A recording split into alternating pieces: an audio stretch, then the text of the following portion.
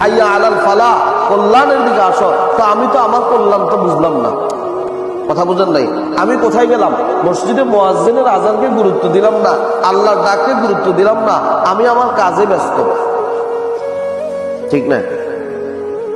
তো এই কাজে ব্যস্ত থাকতে যাইয়া আমি দুনিয়া দুনিয়া করতে করতে এক সময় আমাকে কবরে যাওয়াতে হবে এই দুনিয়া করে বলে। আর যদি আমি এই দুনিয়াতে যদি আল্লাহ আল্লাহ যুক্ত থাকি, তো যে বান্দা জোহরও বলে সুবহান রাব্বিয়াল আলা, আসরও বলে সুবহান রাব্বিয়াল আলা, মাগরিবও বলে সুবহান রাব্বিয়াল আলা, ইশারাও বলে সুবহান রাব্বিয়াল আলা, তো ওই বান্দা যখন মারা যাবে, মালাকুল মাউত আজরাইল যখন তার কাছে আসবে, সে বলবে লা ইলাহা ইল্লাল্লাহু মুহাম্মাদুর রাসূলুল্লাহ।